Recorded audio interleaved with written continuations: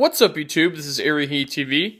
Today I'm going to make my top 10 best roller coasters I've ridden. So I've been waiting for this time to come, and I just haven't really had the urge to make it yet. So today I'll be making my top 10 best coasters I've ridden. So let's get it started. At number 10, we have Stormrunner at Hershey Park. Stormrunner is very intense in my opinion. It may not be the biggest launch coaster out there, but the snake dive blew me away in the fact that it was that intense that I felt like I was tumbling out of my seat. This coaster deserves to be in my top 10 because it's a very intense launch coaster.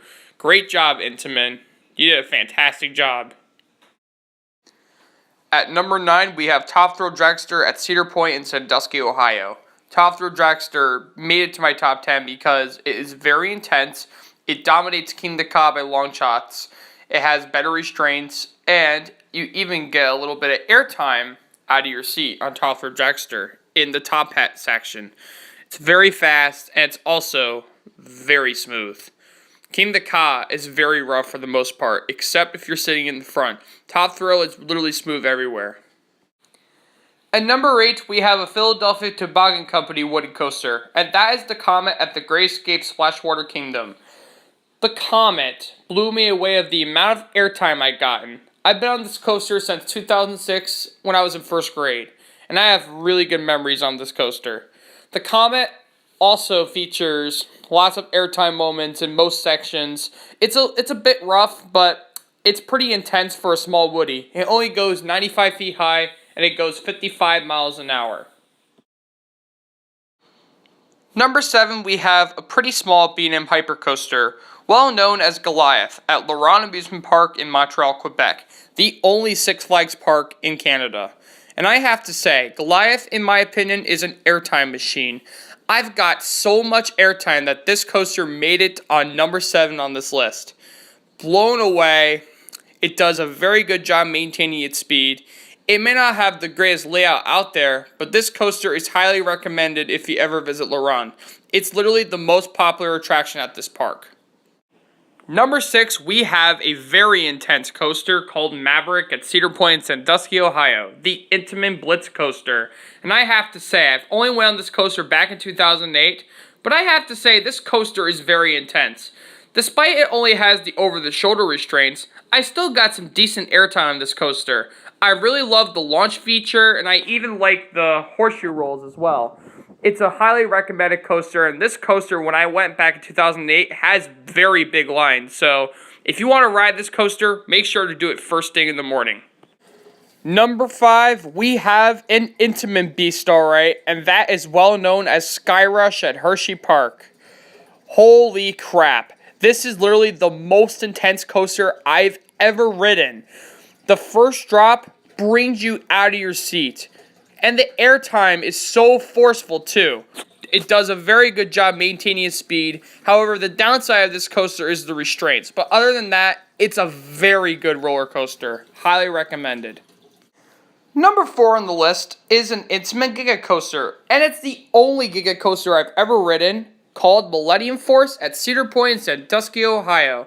This coaster is very long, very fast, very smooth, and it has a fantastic drop. I was out of my seat on the first drop. The only seat I've sit on Millennium Force was the back, but it was still an adrenaline rush. Lots of fun. Highly recommended if you ever go to Cedar Point. It has long lines. Number 3 is Wicked Cyclone at Six Flags New England. It's the only RMC I've ridden, and I have to say, this coaster is an airtime machine. It's an airtime machine because you literally get ejector airtime on almost any element on this coaster. The downside with Wicked, it doesn't really do so great of a job maintaining its speed towards the end, and I find it to be sluggish at the end, but some rides, it's flying. So, highly recommend this coaster. It is super intense. Amazing. Number 2 is a coaster you might disagree with me on. Despite that I do not like the restraints, Superman the Ride at Six Flags New England happened to make it to number 2 on my list. It has very good airtime despite with the shitty restraints. It's very smooth with very slight rattles, which doesn't bother me at all. It has a fantastic layout, And I love the drop as well. Superman the Ride is also my favorite steel coaster, and it beats every hyper coaster I've ridden. It outranks them all. Fantastic roller coaster, highly recommended. Number 1 is El Toro, the Intamin Prefab Wooden Coaster at Six Flags Great Adventure.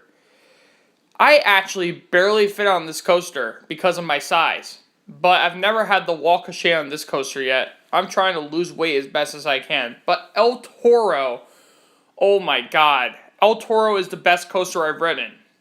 Despite it's pretty rough in some areas, the airtime is incredible. But literally my favorite part of El Toro has to be the first drop, hands down. It's the most intense drop I've ever experienced. It's so steep that I am out of my seat. I feel like I'm standing on this coaster, folks. El Toro is so intense. The ejected airtime is very forceful, and I'm proud to say El Toro is my favorite roller coaster I've ridden. You can't go wrong with this coaster, folks. It is incredible.